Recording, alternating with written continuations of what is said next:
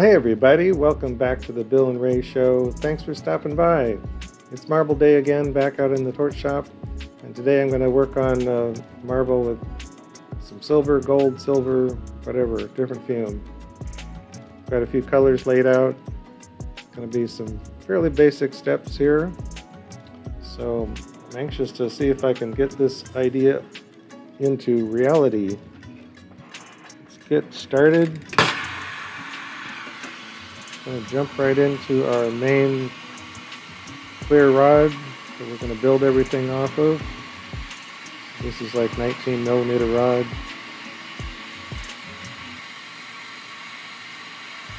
For some reason I kind of settled in on this diameter some years ago, and it kind of comes down to cutting it. I use just some basic tile nippers with the discs on it. I don't know what they're carbide or not, but they're hardened little sharp discs. And it's about as big a rod as I can snap with that cutter. So I have to put that down on the bench, put one side of the cutters onto the bench, and smack the other handle. Sometimes I have to hit it more than once to get the rod to snap. So rods bigger than that have to be cut by other means. Flame cut basically would be the easiest, I guess. So that's kind of what led me to this size rod. It's still, to make these larger marbles, it takes quite a bit of piling up the glass, which introduces its own artifacts, but don't generally see that looking straight into it. So I need to start off with kind of a round gather here for my first fuming stage. So we're still getting a lot of things ordered and kind of put together for the county fair coming up. That's the week after. I'll do one more video, hopefully next week, and then I'm going to skip a week while we're at the fair, and hopefully we'll get some other content recorded while we're down there.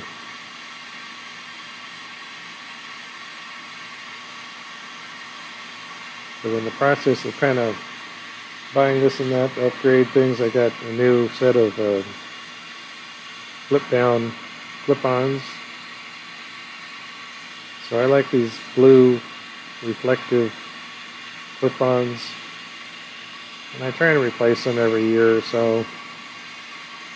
They get a little scuffed up. They don't seem quite as shiny as they are when they're new.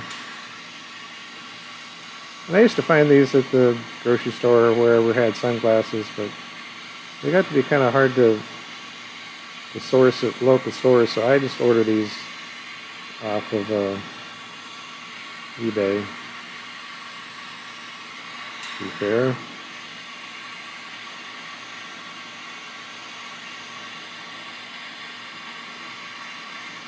And I know, there's a lot of discussion about different kinds of eyewear and eye protection, what you need for glass blowing. And the basic lenses that I have are from Philips Glass,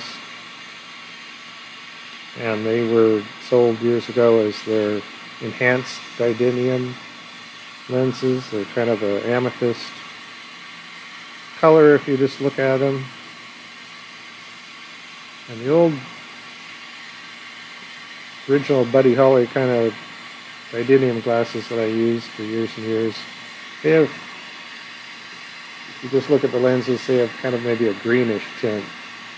So these are a little bit different filtration. They're supposed to do a little bit better job than just the basic titanium.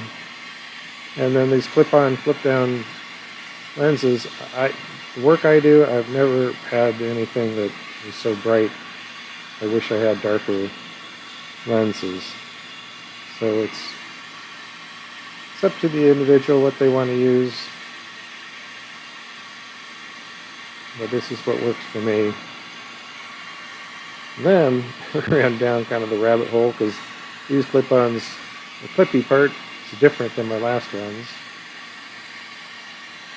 So then I had to find a different pair of lenses because I used some reader glasses inside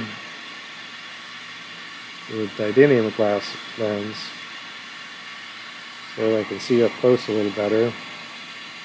And I had to get a different pair of those glasses, so I cut off like the nose guards and take off the ear handles, and then I've got a little zip tie holding it together. So that's what I'm doing for my eyewear. Okay, got a little gather here.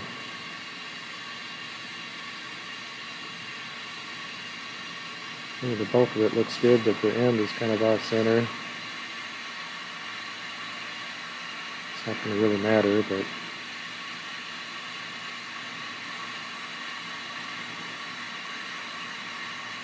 it might kind of bug me. So just heat up that end and roll that around and get that looking a little more concentric.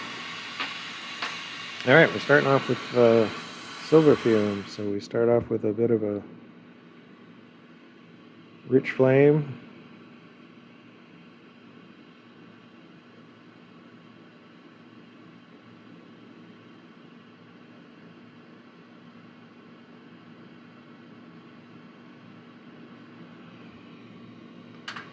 Okay,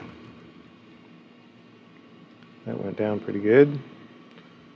The effects of fuming like that, it's going to be different depending on the base heat of the piece you're fuming, what your flame chemistry is like, how intense your heat is, how you position things.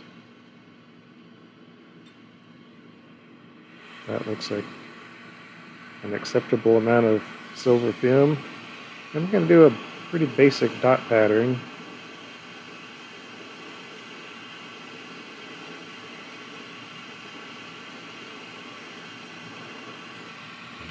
Hopefully not with bubble right out the gate.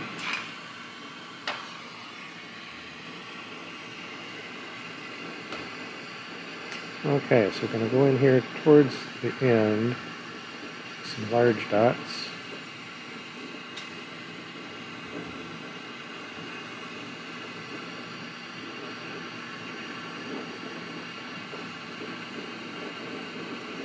We'll just go 180 and come back and split the difference.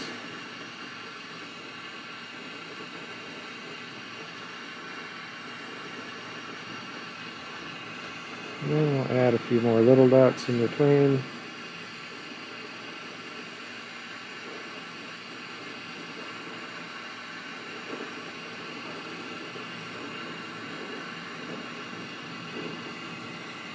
So my drawing, I had little dots on the front here, but don't have much room up here.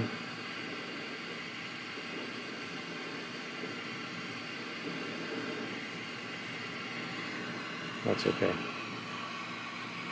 All right. I'm going to burn off the excess fume, cook this in.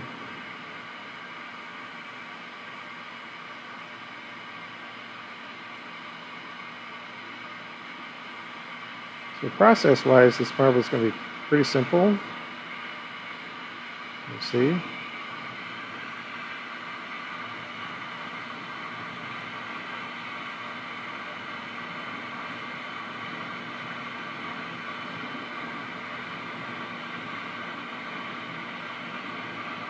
And around up here with kind of a blunt nose on the end, that's actually going to work pretty well. So I'm going to try and get this end pretty soupy hot.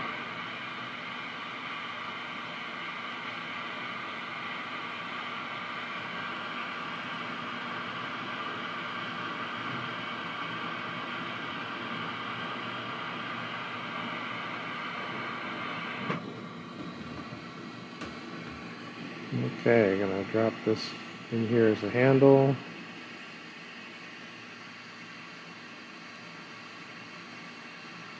And I'm just kind of letting this handle in my right hand just run kind of free because I'm twisting this.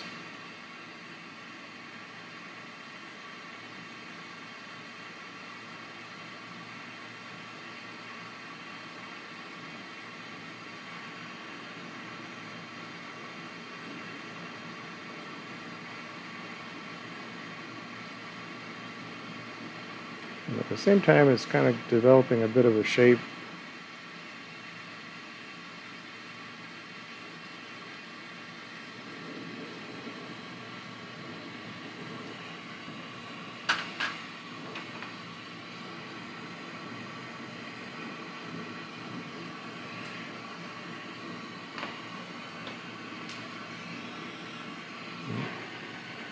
Some stuff on there.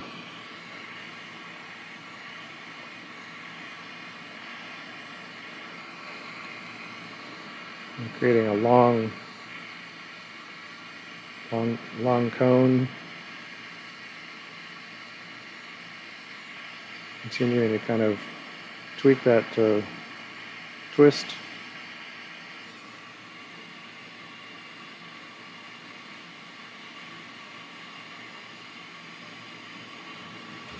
Okay, well, it's layer 1.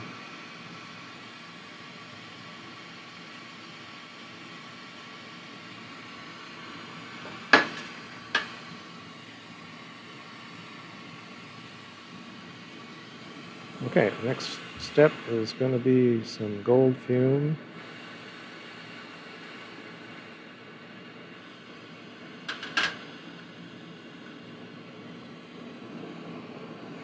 And our base piece, we'll let that kind of cool down a little bit so our gold will stick.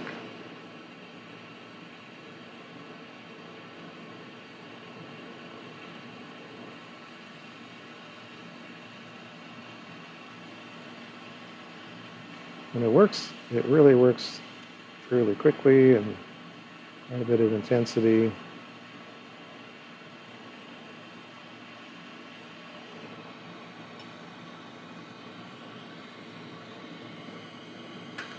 All right. Now I've got some dark cobalt. I'm going to try and do a whole bunch of dots.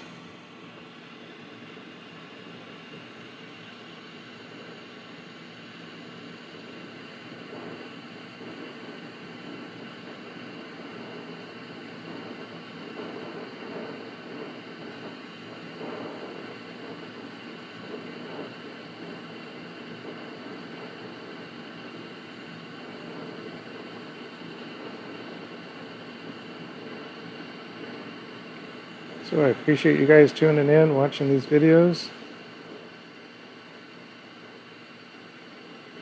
I didn't have an idea of what I was going to do until yesterday morning, was it? I don't know.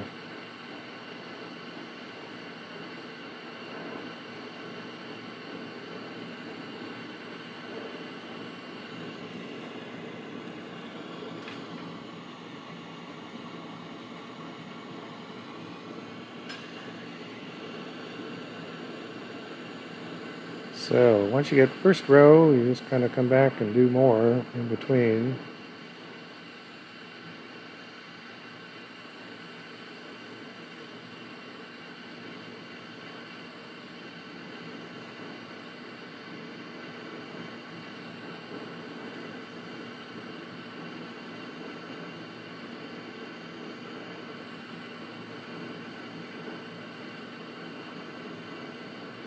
At least this second row I can do this. As you work your way down the cone, don't have as much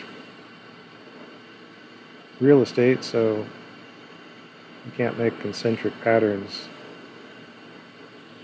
really the same way. So the next layer, I'll try and kind of ignore the previous run.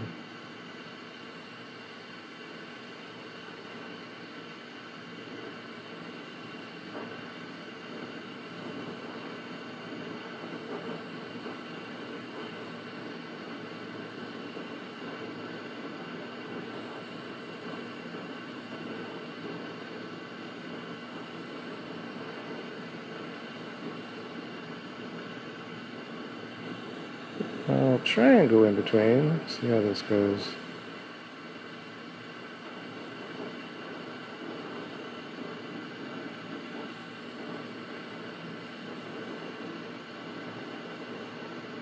Well, fell out of step there.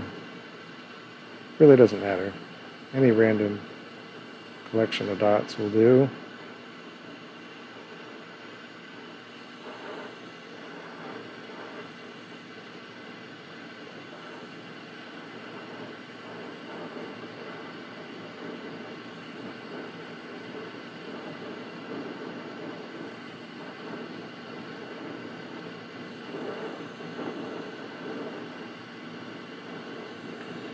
So cobalt on gold fume is kind of like comfort food.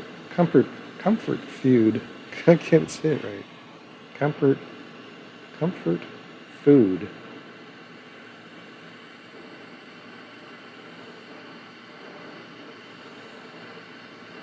It's kind of guaranteed to come looking pretty cool.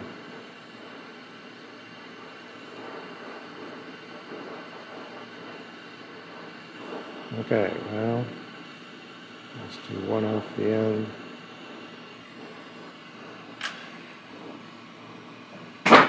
Okay, burn off excess, melt them in.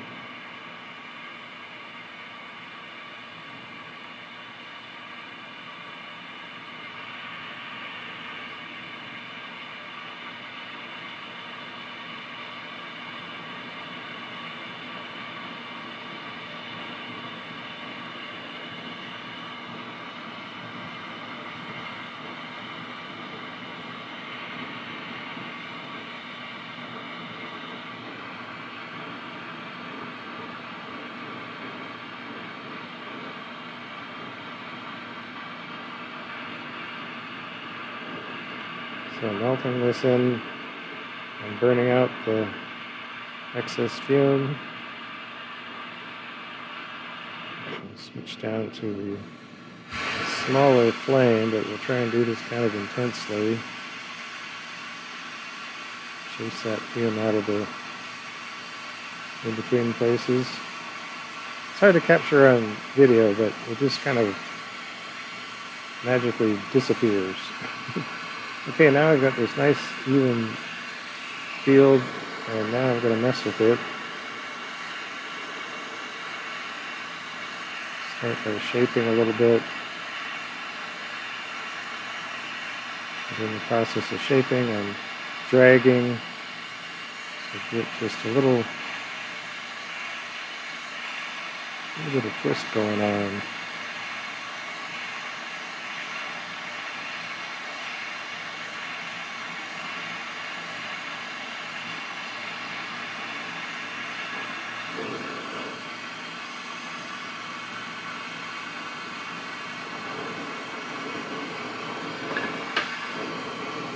Oops.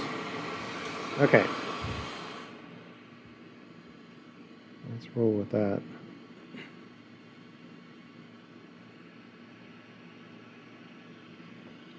Now we're back to silver fume.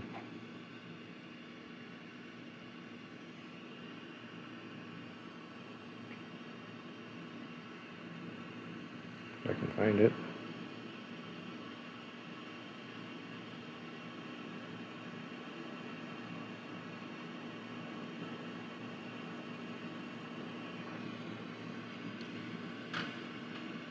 Okay, I got my fingers a little toasted. So now I've got red and black. Red and black always makes me think of Blue Oyster Cult.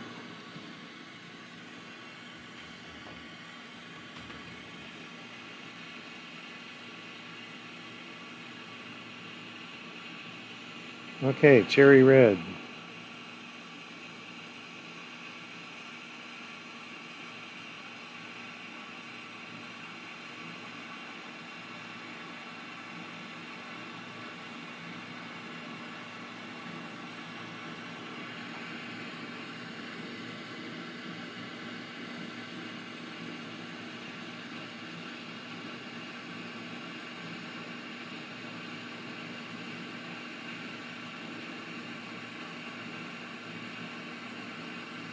run this around with spacing it out so that I'm going to come back in and fill that in with the black.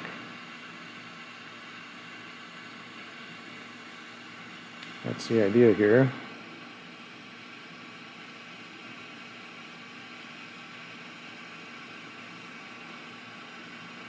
Trying to stay off of that silver fume so as not to disturb it too much.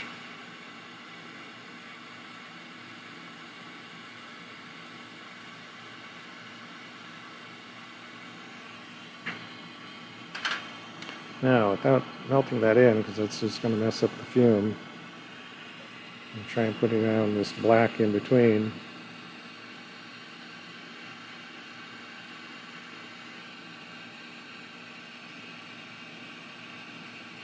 But because we have that red layer, the flame is less apt to get down into that valley and mess up with the fume.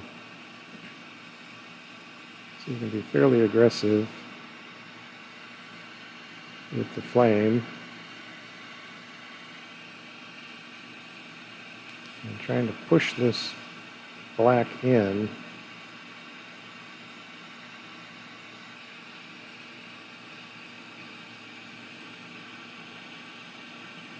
And because of that silver fume, the red and black is not going to show up as red and black exactly.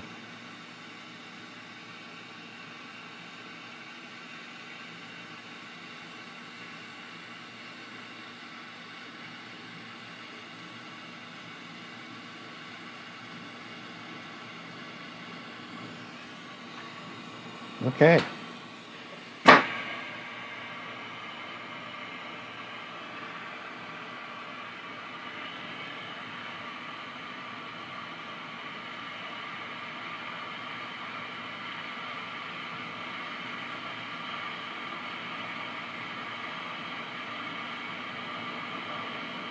At this point, I'm going to try and avoid the temptation to marver this right away.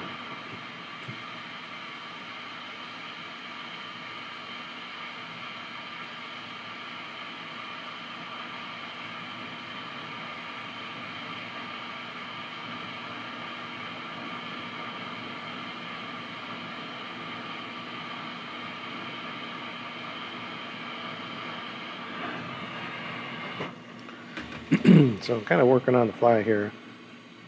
I'm thinking I might fill that in with some more black. These kind of open spaces.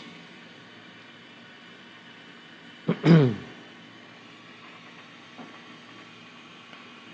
don't have very much wildfire smoke here, but still feeling kind of raspy.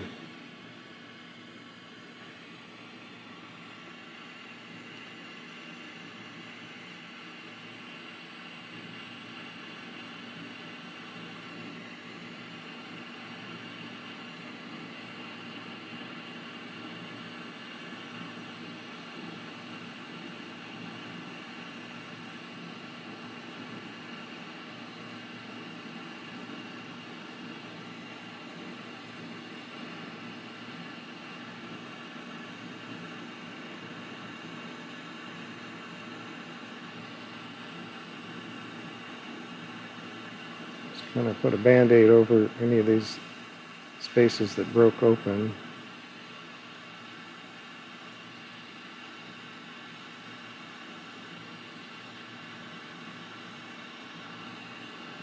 It's a little trickier towards this end, so you don't want to really distort things too much inside there. Now I can go for the marver.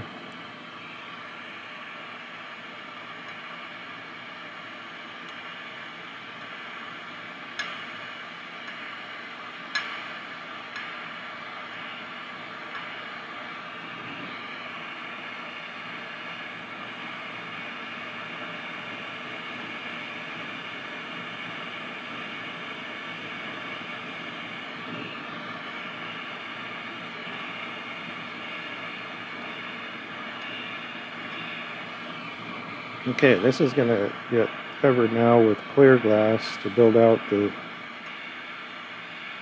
round shape, the bulk of the backside of the marble.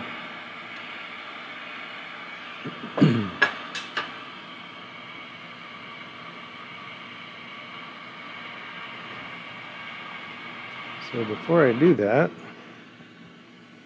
in the spirit of alternating back and forth with gold and silver, I'm going to go back to gold.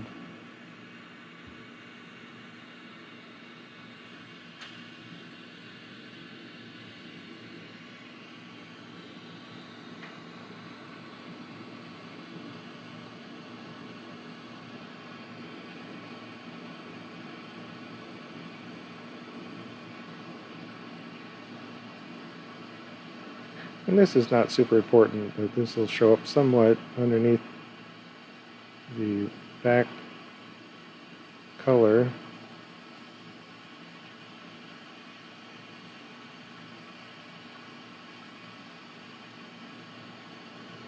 Those steps you could ignore, but it's like, well, why not give it a little bit of sparkle there? All right, making lots of progress.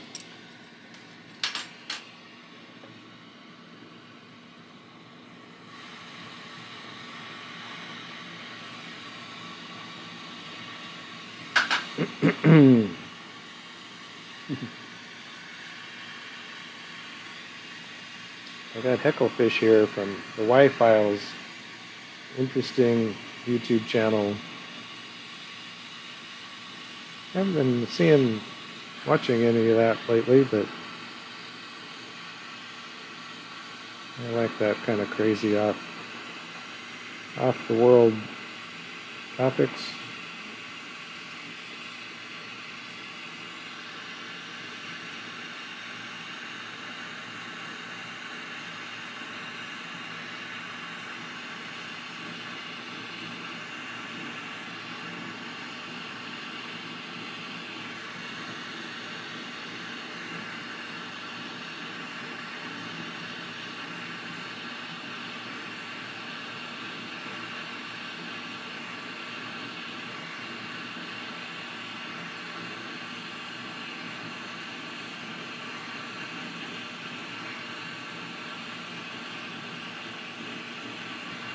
And rolling this rod back and forth, trying to get the heat to soak in on it.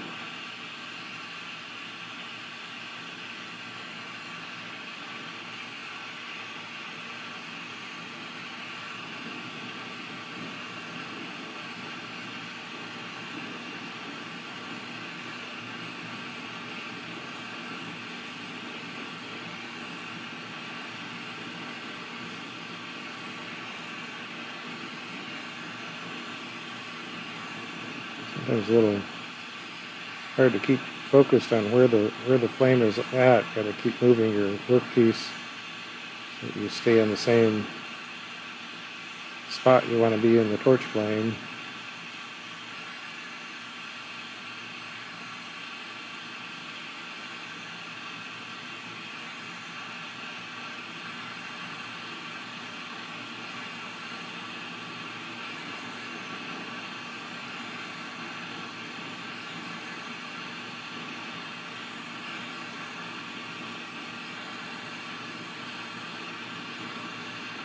So yeah, concept-wise, it's pretty simple marble.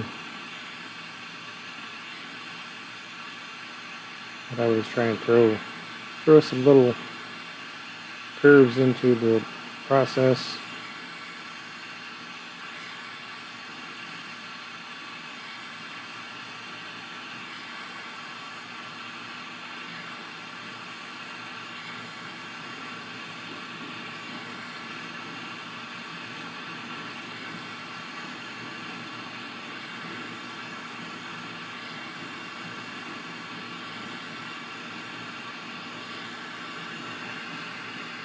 And stack different color fume and color layers, you can get some different final effects.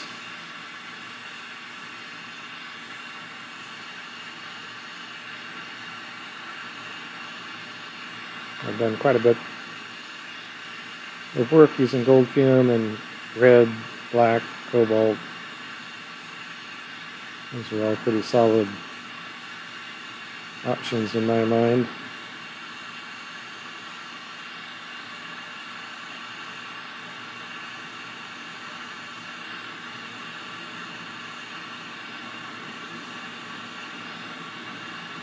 Okay, this is getting a little short. I thought I was going to get all the way there, but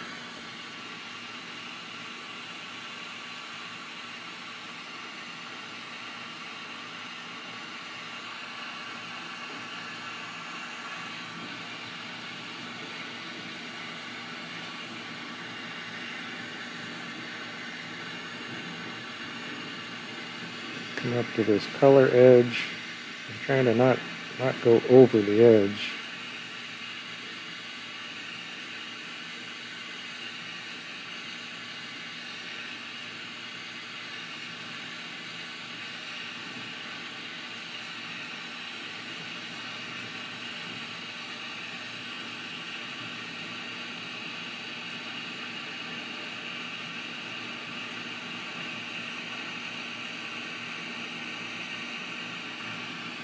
Okay, now so we got that first layer on there.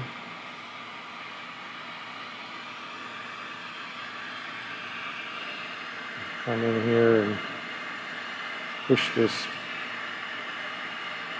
glass that's sticking out, push it back.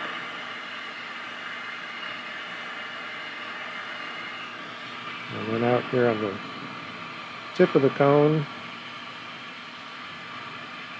kind of work on that as well, and push it back to the center of the marble basically, and leave that little bit on the end exposed.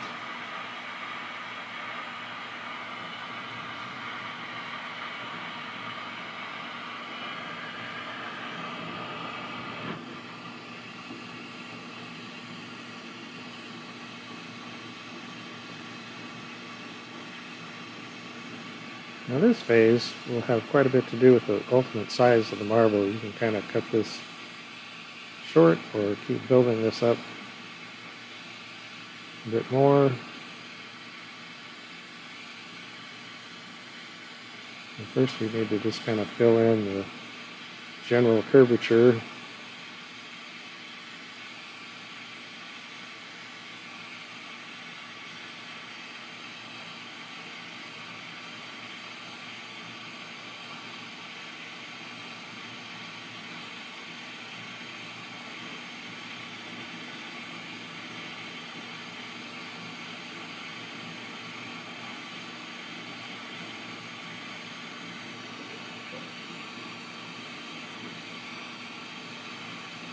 Yeah, so I got a lot. It seems like every year we do the fair, we bring more things down there. And this year we're going to change our setup a little bit, and I'm not really sure what tables are going to work best for us, so I think I'm going to wind up bringing down a whole bunch of tables, see what works, and take home what we don't need.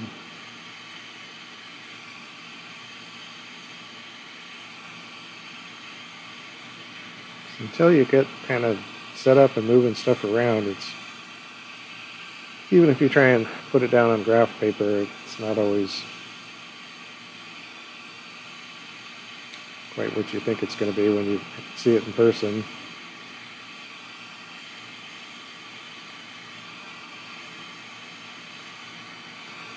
And some things can be affected by what's going on around us.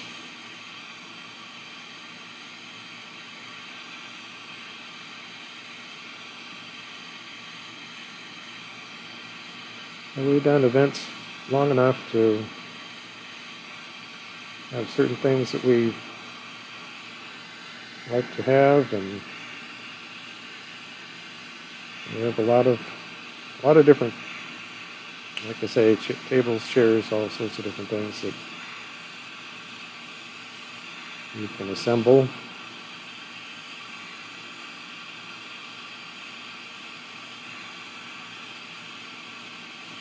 And sometimes they're kind of weather dependent, you know. It's some years we've had to really hunker down for rainy weather or cold weather or whatever, but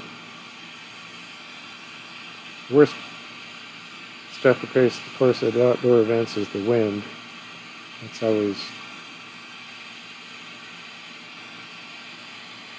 a little scary.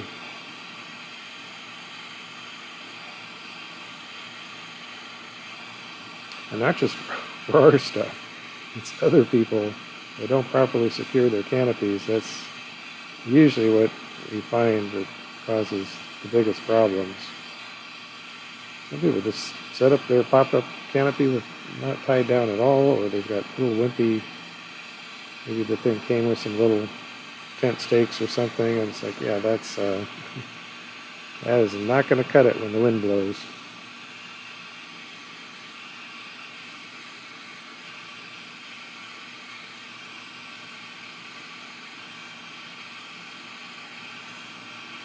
So I'll come back and keep adding a bit more glass here.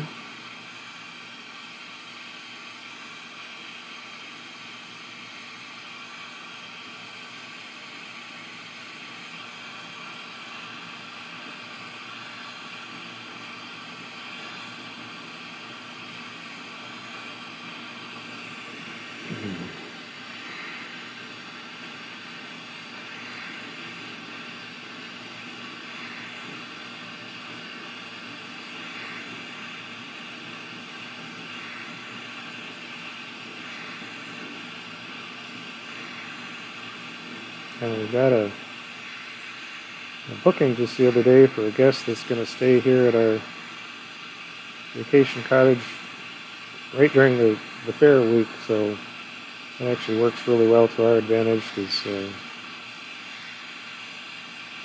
we don't need to do anything really.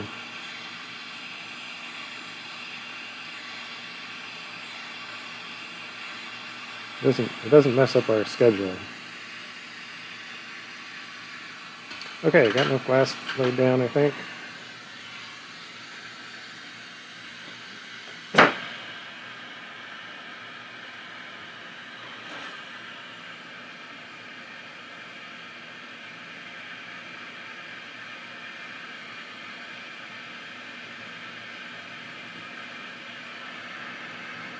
You can kind of see the cone inside the clear.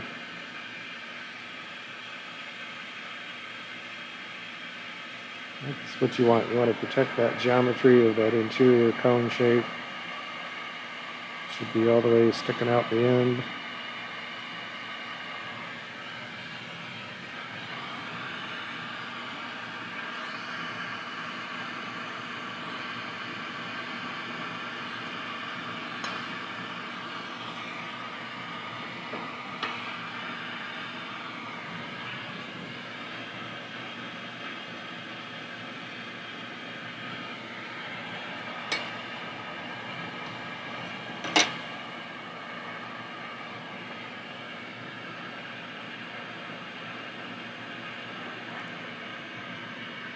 Do a little shaping in this large mold.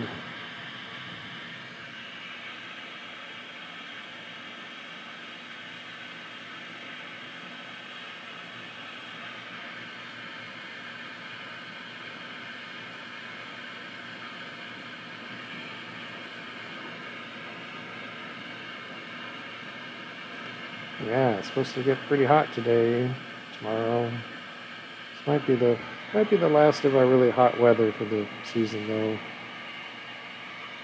And we've still been getting cooled down at night, which is a real blessing living here in the Rocky Mountains.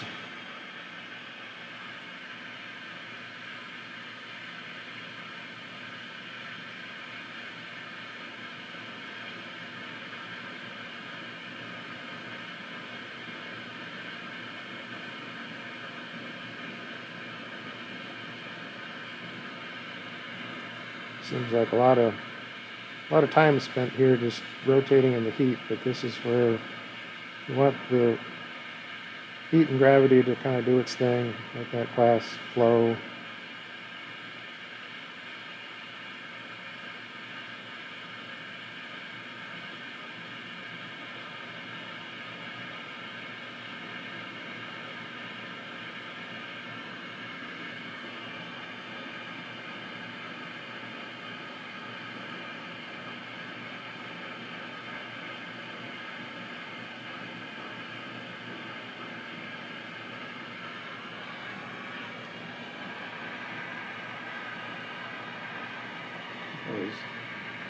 listening to the last song on my playlist.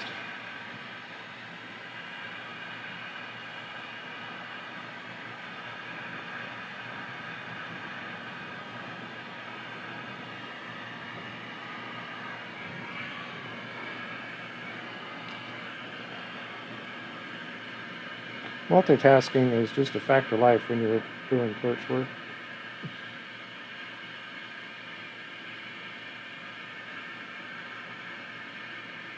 I know a few weeks ago I was having some issues with the monitor blanking out. I haven't seen it do that. I did replace the cable from the desktop computer to the monitor.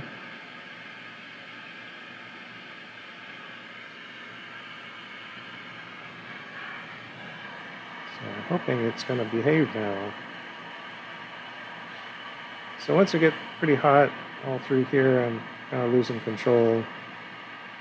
My feedstock rod is pretty hot now and it's wobbling around. So we're going to call it good for that phase.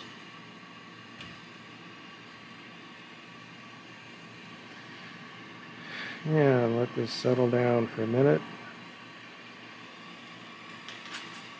Kind of a riff on last week's. I've used this combination many times, I suppose. I'm going to do Silver Strike 5, Opaque Aqua, and double Amber Purple. I like these colors.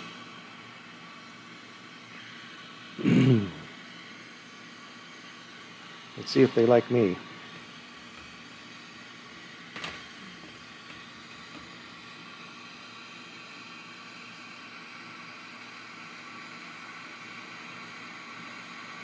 So trying to come in right along that edge.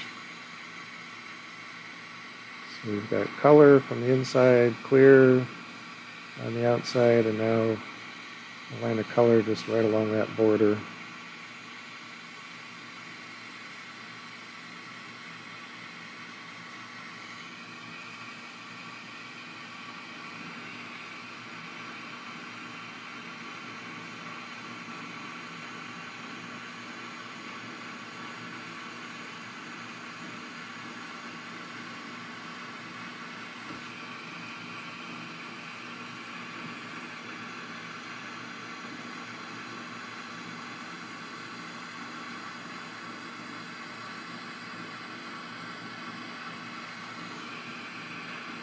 Round and round and round.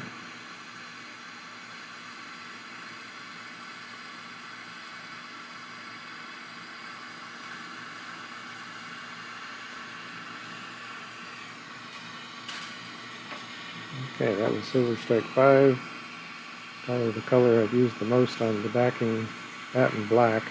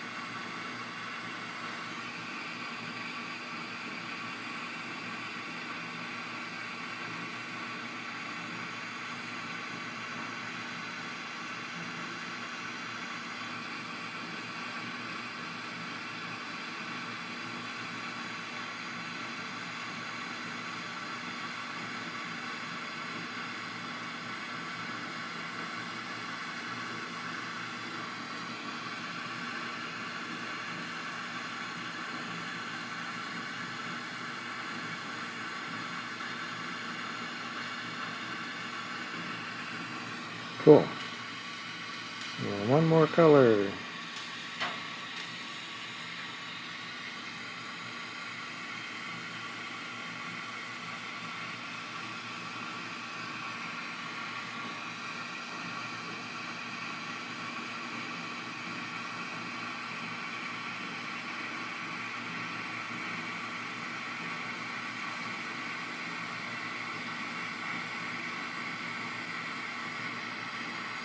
Again, trying to move the piece around And feed in that stringer, and if you're moving things around,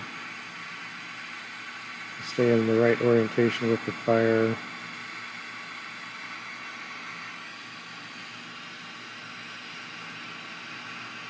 Because believe it or not, the flame doesn't move.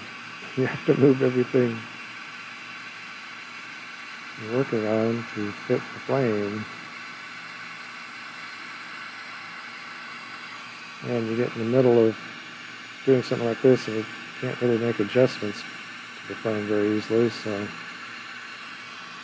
just adjust by your positioning and so on.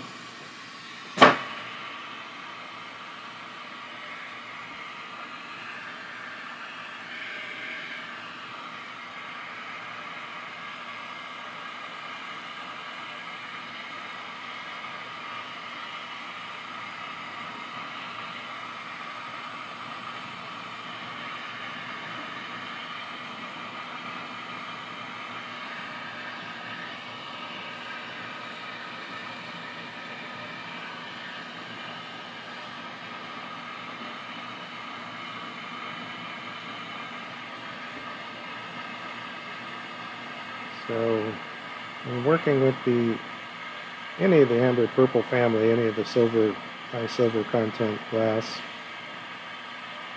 it's best to get it heated in up to the point that it's transparent and loses all that hazy surface effect.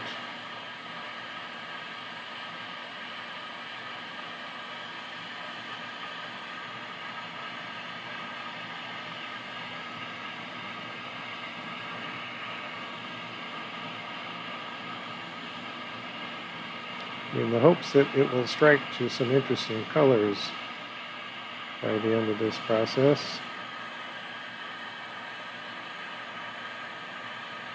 If you don't get rid of all that haze, you don't have any chance of getting any cool color.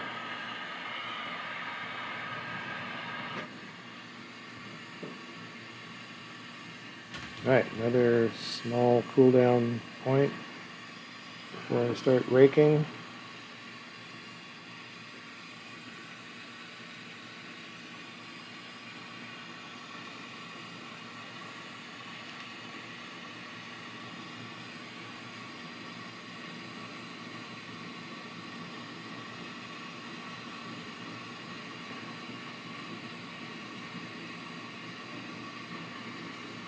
It's a little hard to know how long you want to wait. And definitely I don't like it when it's drooping as I'm going around doing this next step. It's quite annoying.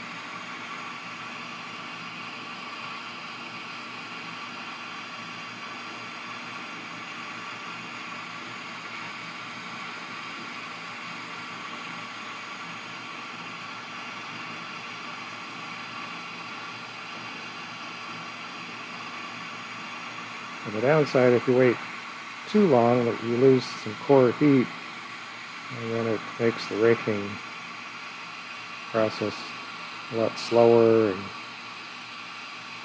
in the meantime, this pick and my tool holder, my pin vise, gets hotter and hotter.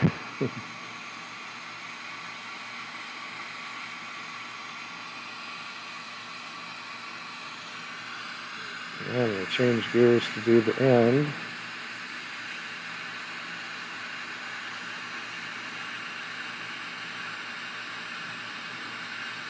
Come down all the way to the tip of the marble, come back up, and fold into some of the pattern that's already there.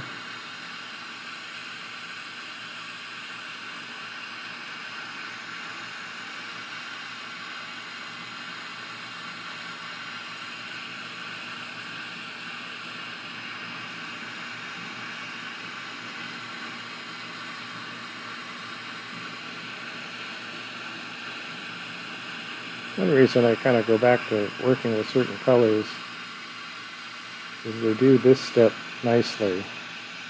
They play nice. And again, that's kind of a personal thing. Different artists may find different colors that they really like and on good terms with where it behaves.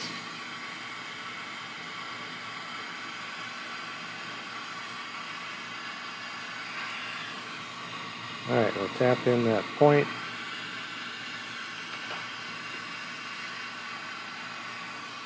Let's see, I need a trusty old butter knife.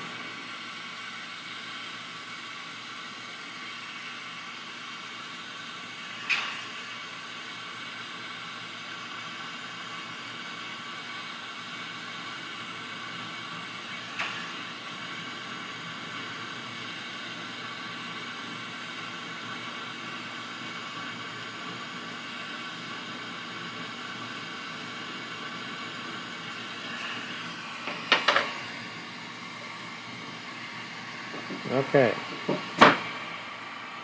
Flame on. Yes, we're going to get this kind of aggressive.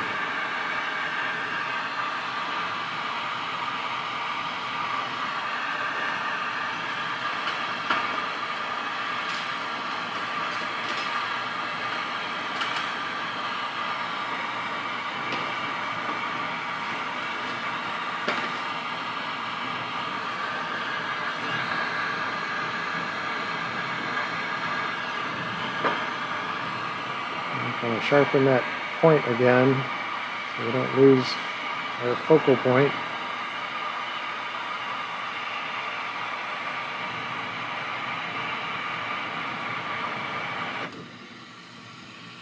Set it in the marble mold, just kind of rest it in there.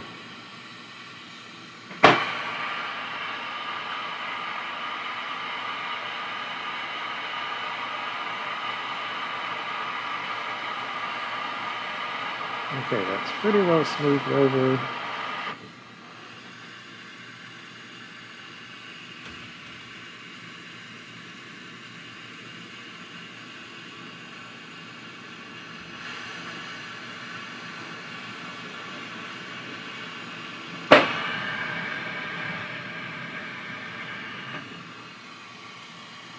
Set my flame for the next step.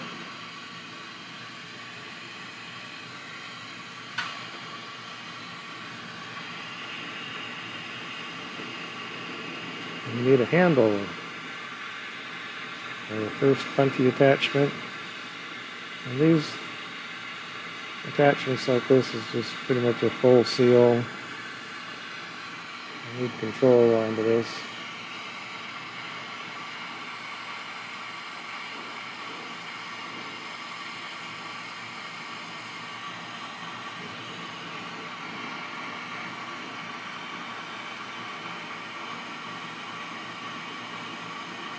See quite a bit of fume that spilled over on the rod here, and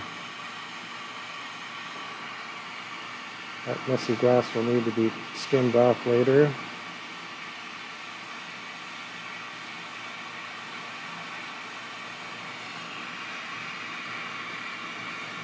Okay.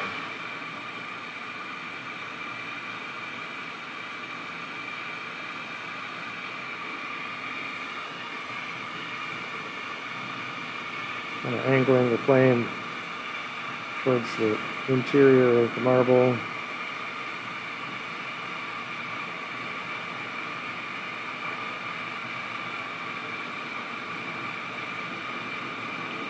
So I need that core to heat up Now I can be a bit more crosswise to the flame.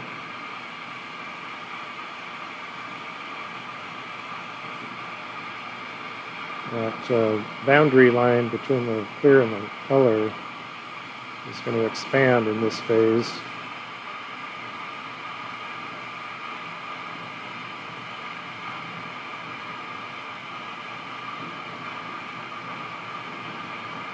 So I'm trying to avoid pushing or doing any real force on this. Again, just trying to let that glass do its thing.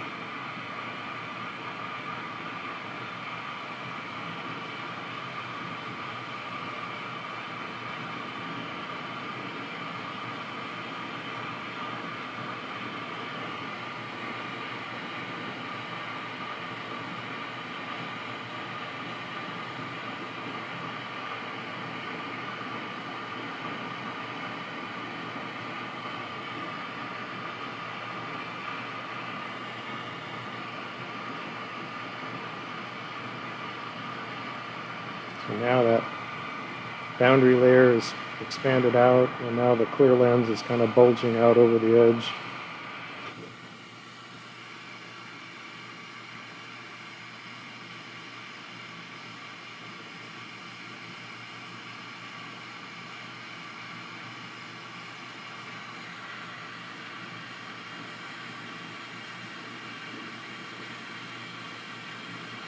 So the bulk of the marble, I'm letting it kind of cool down a little bit, settle down.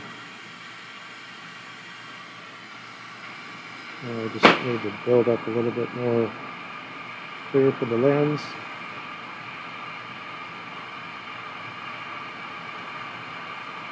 So the bulk of the marble is just kind of outside of the flame.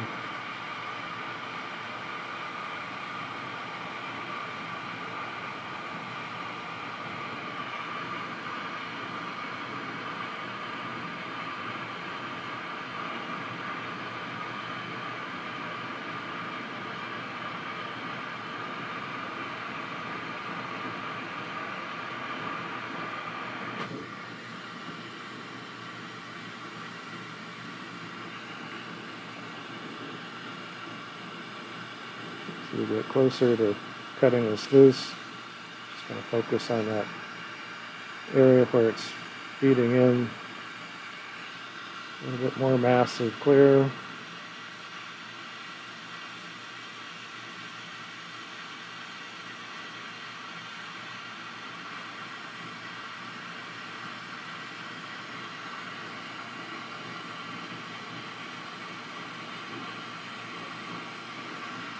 Okay, now I can cut this loose. Up here to our rollers, a pinch roller.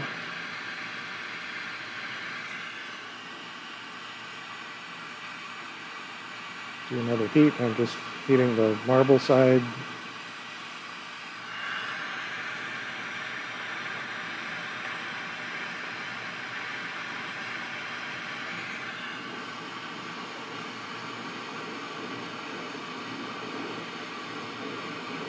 And just very gently pull this apart, just very slowly, just a little bit.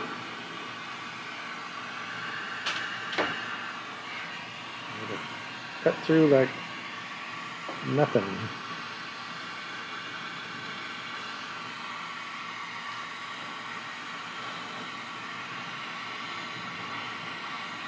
Okay, now we're at the rip and tear part.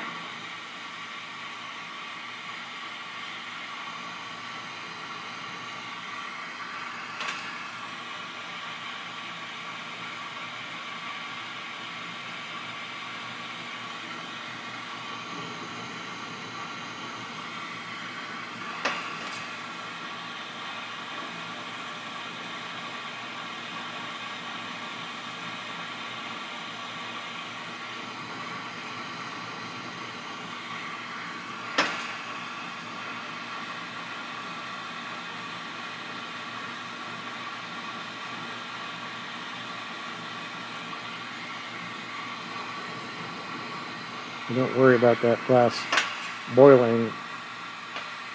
there because we're going to tear that off.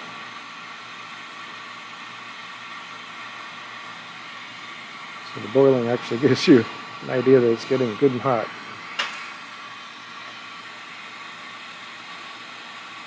This phase, these individual poles, that base glass needs to be pretty hot.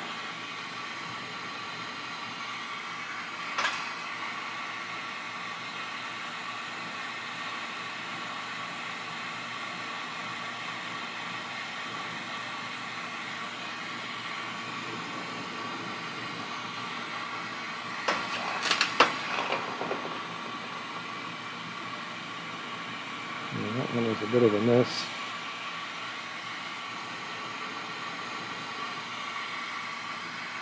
And I'm also trying to clean up that edge. So I don't want to drag too far into that colored glass, but just drag that edge.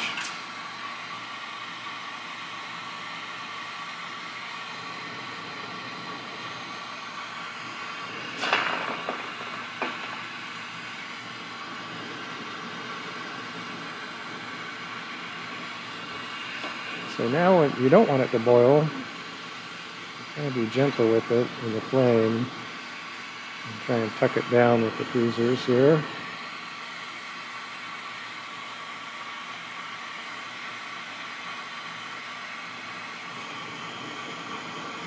The rest of this is just skimming the surface more.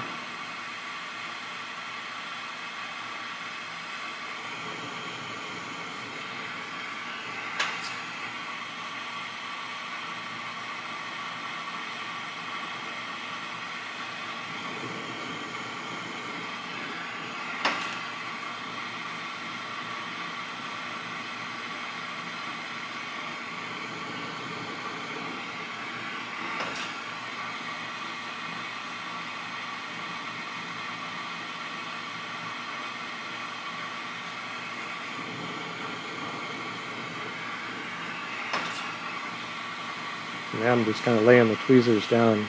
Instead of picking at it, it's laying down kind of flat.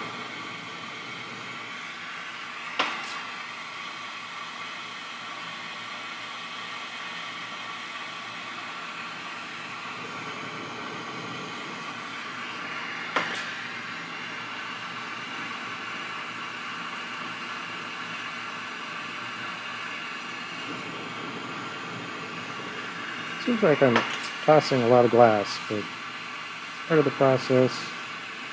You're doing metalwork, woodwork, there's different steps where you wind up having some excess material.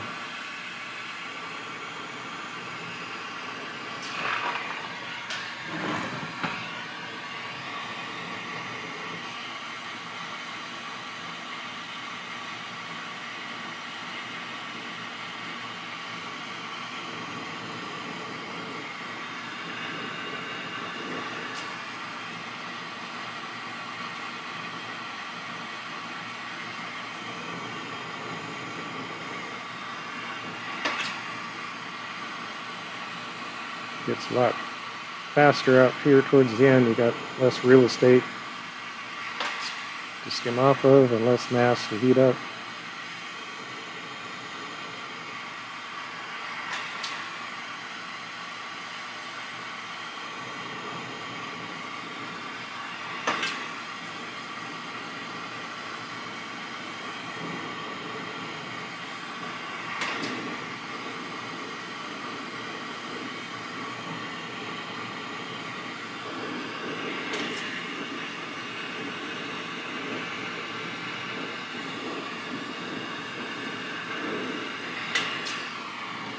Okay, that phase is done, I think.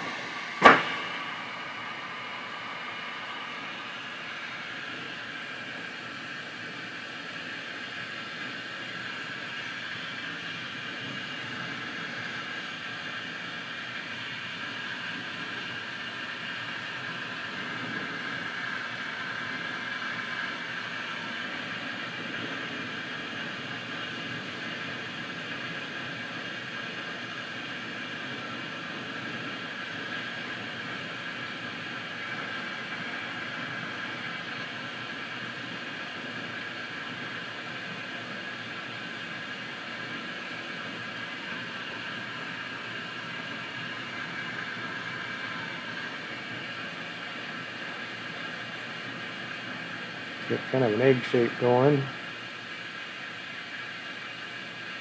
I've got it kind of tilted up at a bit of an angle, pretty much perpendicular to the flame, but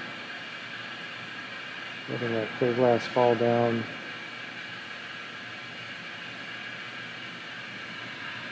And it's good and hot. I can give it a fast spin.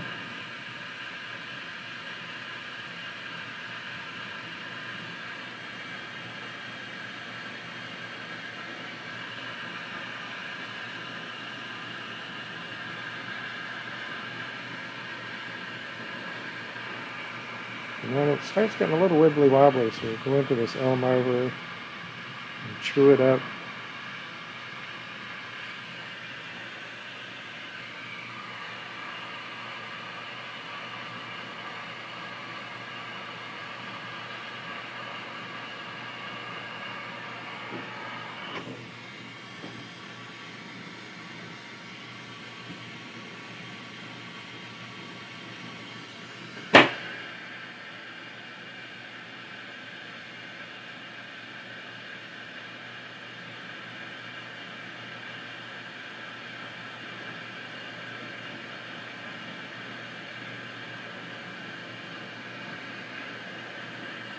Okay, we're going to our 2-inch mold here.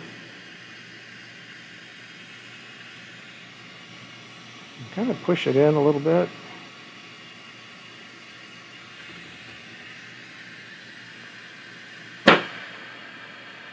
Okay, so that's got our rough shape. I don't want to tap anything right now. You can mess your punty up in a hurry if you start banging into things. I got one bright spot.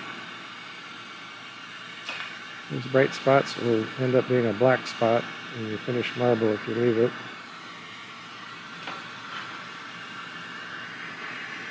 Alright, I'm going to switch over.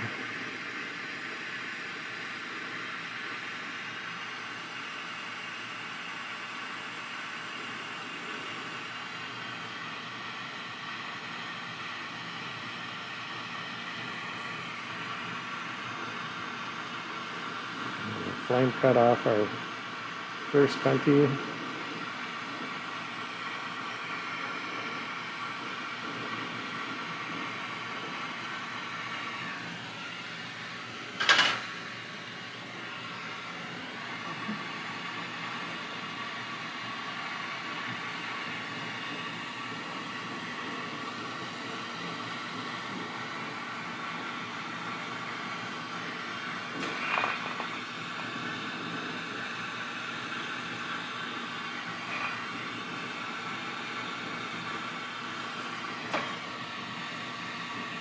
I have to pull out that end and then push it back in.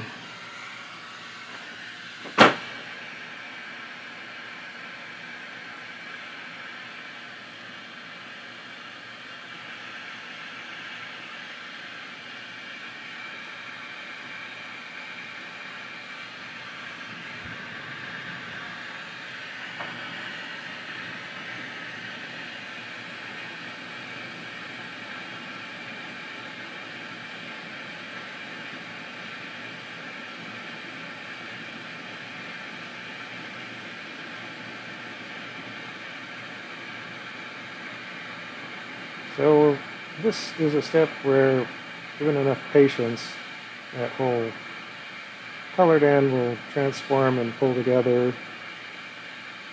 But I don't necessarily want to wait for it to do all that on its own. Help it along with some quick rotations and bring that end in a little bit.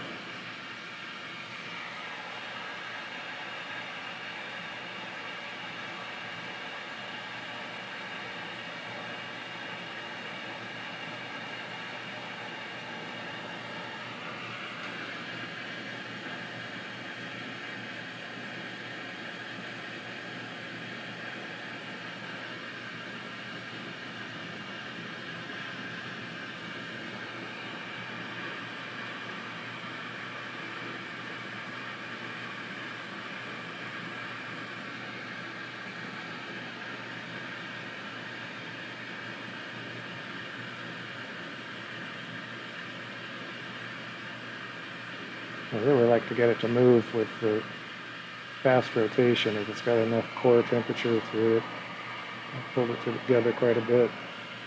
So now we can go into the marble mold, come in kind of from the back side, pretty level.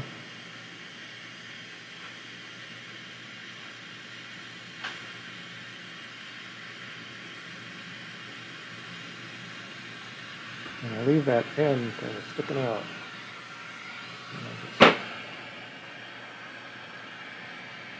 See that.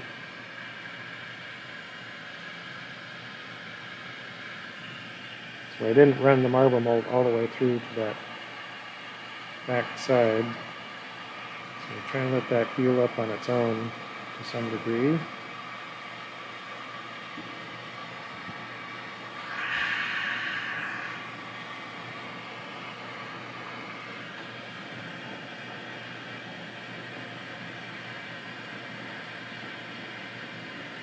And one way we can kind of heal that up without being too harsh is using an oversized mold. And just kind of gently coaxing that together.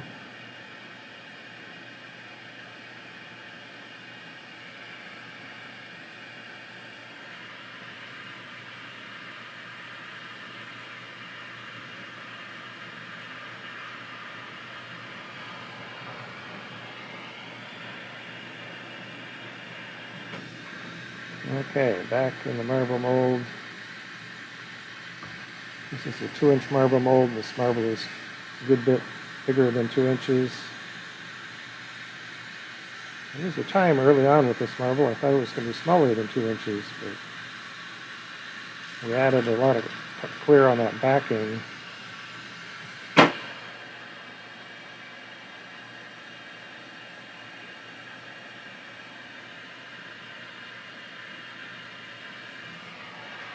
We're getting really close on this side.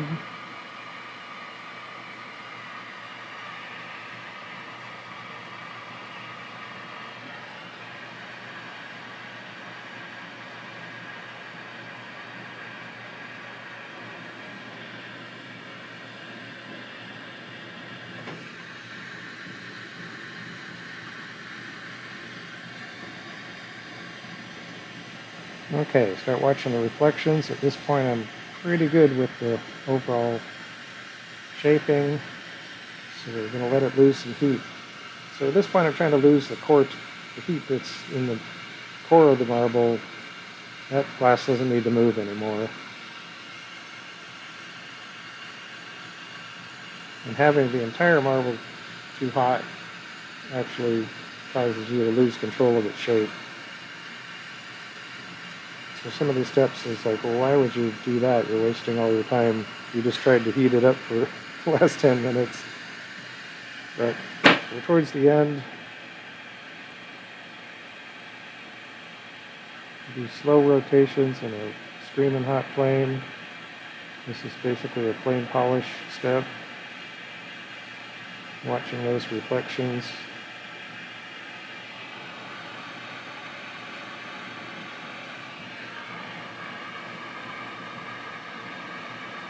Also a chance to heat that amber purple glass, get it back to a transparent color. And then we come out of the flame. So the core didn't really heat up a whole lot. But that outer layer got screaming hot.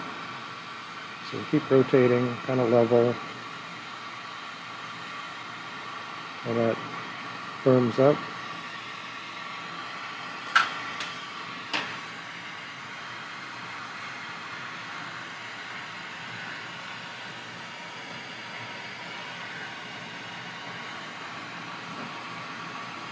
Not a very complicated marble, but it's kind of in the classic zone in my mind.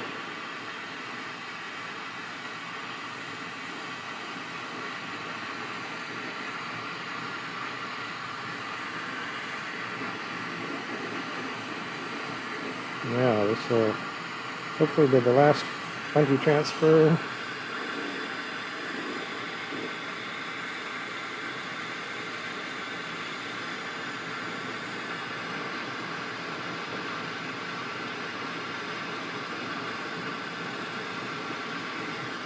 I didn't land that one on center very well, so I paused a moment and kind of slid it, bent the tip of the puntee rod to try and get it on center.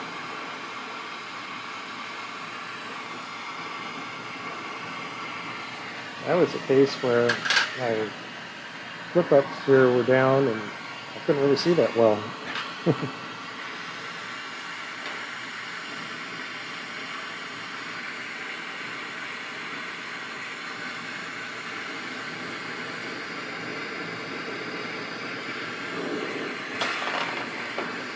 And again, we got another little break spot there we need to get rid of. And we want to make sure we don't have remnants of this puntee attachment.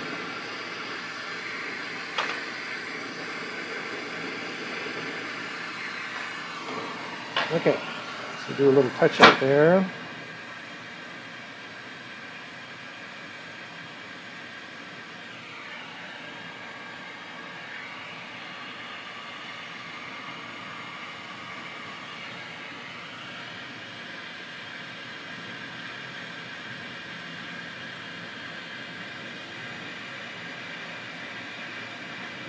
I'll do a fast heat of this clear. It heats up pretty quickly to a fluid condition. Come into the mold again from the backside that's firm. Gently drop it in. Come up to vertical and back down through it.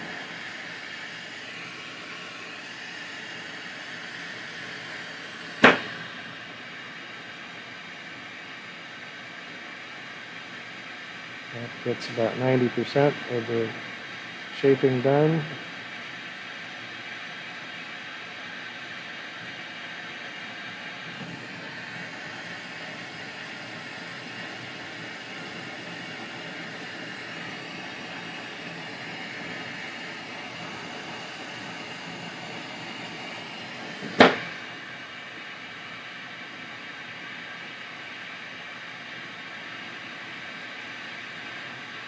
I'm a little flat on the end, on the very front face.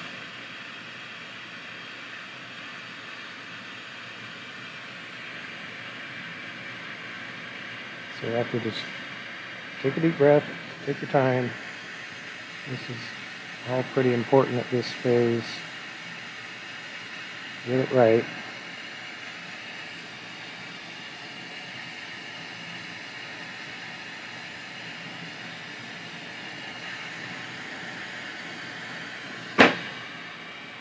And then, tooling can only get you so far, and it's going to always leave a mark.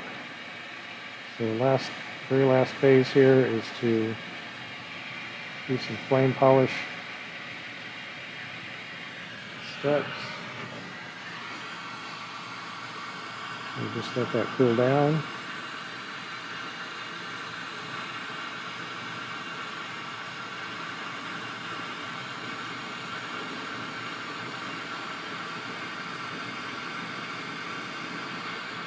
It's a little hard to tell because the red will be looking pretty black when it's hot like this. It's a little hard to tell what it's going to show up as.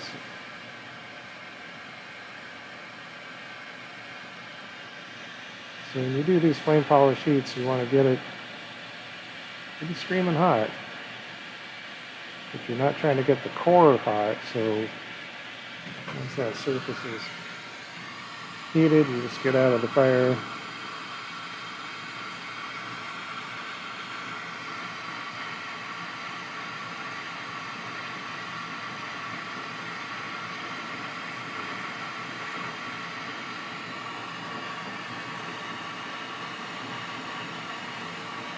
All right. Quiet down my noisy torch here. So now we are waiting for it to cool down to set it in the marble mold. I'm going to use that to transfer into the kiln.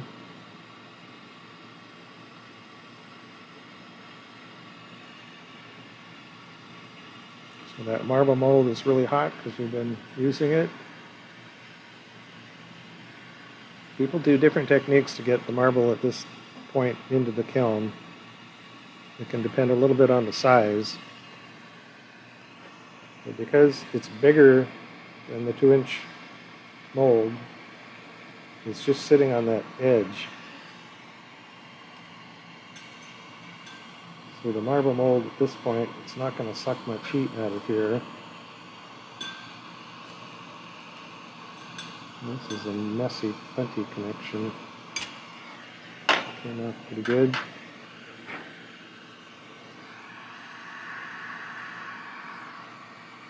So yeah, my touchdown was not on center there, but so it's going to leave a little clear patch off to the side. We'll heat it in, get that to smooth out.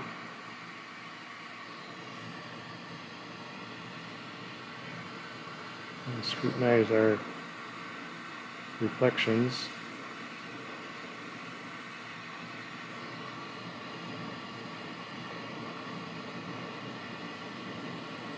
That'll work.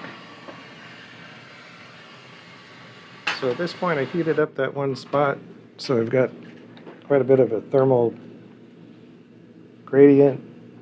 So I'm just letting that cool down on that end I just heated.